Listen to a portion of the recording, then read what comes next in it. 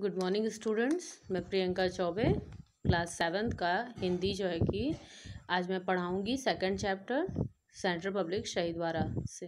ठीक है, तो फर्स्ट चैप्टर में पढ़ा चुकी हूँ, सेकंड चैप्टर है। ठीक है, इसमें पाठ का सार एक बार हम जान लें। इसमें बताया गया है पाठ के माध्यम से कि हमें किसी को नादान नहीं समझना चाहिए, बेवकूफ़ नहीं समझना चाहिए और बिना सोचे समझे हमको किसी से बहस भी बिल्कुल नहीं करनी चाहिए और जो है कि सभी को उनके अधिकार हमको देने चाहिए। ठीक है ना। कह रहे हैं बहुत समय पहले भारत में एक राजा था, वह बहुत बुद्धिमान व न्यायी था। कहते हैं बहुत समय पहले की बात है, भारत में एक राजा था, वो बहुत बुद्धिमान और न्यायी था। उसके राज्य के लोग चावल उगाते थे। एक बार राजा ने आदेश दिया कि प्रत्येक किसान अपने लगभग सभी चावल मुझे दे दे।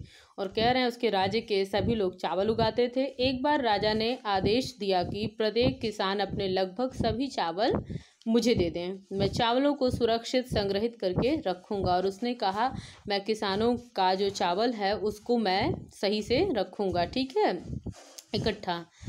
उसका राजा ने लोगों को वचन दिया कि अकाल के समय में प्रत्येक किसान को खाने के लिए पर्याप्त चावल मिलेगा और कोई भी व्यक्ति भूखा नहीं मरेगा। और उन्होंने लोगों से वचन लिया कि जब भी अकाल पड़ेगा तब वो चावल सबको देंगे और जो है कि क्या बोलते हैं खाने के लिए, और कोई भी भूखा नहीं मरेगा। प्रत्येक वर्ष राजा के सैनिक किसानों से लगभग सभी चावल ले जाकर राजसी भंडार गृह में रख देते थे और हर साल इस तरह से क्रम आगे बढ़ने लगा।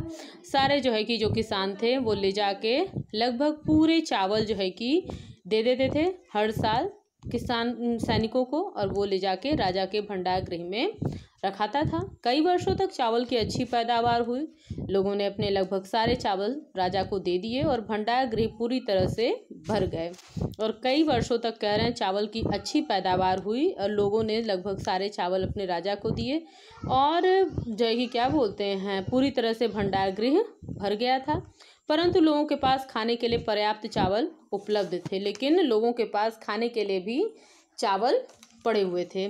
तब एक वर्ष चावलों की पैदावार अच्छी नहीं है, इसलिए राज्य में अकाल और भूखमरी की स्थिति उत्पन्न हो गई। और कहते हैं कुछ साल बाद ऐसा हुआ कि चावल की पैदावार अच्छी नहीं हुई और राज्य में अकाल और भूखमरी की स्थिति उत्पन्न हुई। किसानों के पास राजा को देने के लिए चावल नहीं था, उनके पास खाने के लिए भी चावल नहीं था।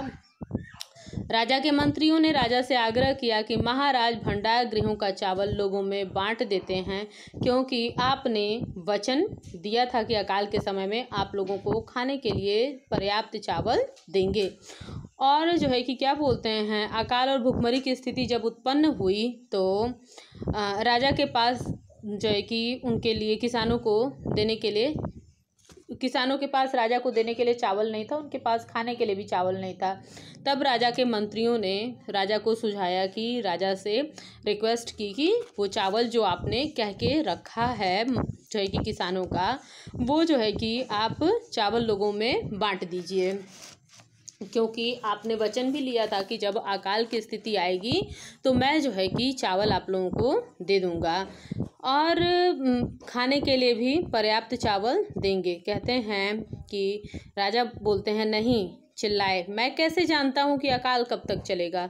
राजा चिल्लाते हैं और कहते हैं कि मैं नहीं जानता कब तक अकाल चलेगा, ठीक है, मैं सारे चावल अपने लिए रखूंगा। और राजा ने कहा कि मैं सारे चावल अब अपने लिए रखूंगा, चाहे मैंने वचन दिया हो, लेकिन एक राजा भूखा नहीं मर सकता। और कहते हैं कि मैंने भले वचन दिया हो लेकिन एक राजा जो है कि भूखा नहीं मरेगा। समय गुजरता गया, लोग भूख से मरने लगे, लेकिन राजा ने लोगों को चावल नहीं दिया। कह रहे हैं लोग भूख से मरने लगे, लोगों के पास अन्न नहीं था भोजन करने के लिए और समय बीतता गया, लेकिन राजा ने किसी को भी चावल नहीं दिया। एक दिन राजा ने अपने दरबारियों के लिए एक दावत का आयोजन किया। और एक दिन की बात है, कहते हैं कि अपने दरबारियों के लिए एक वो दावत का आयोजन करते हैं। ठीक है, राजा का मानना था कि एक राजा को समय समय पर दावत का आयोजन करते रहना चाहिए। और राजा का अपनी सोच थी कि भले अकाल पड़ जाए, भले लोग भूखे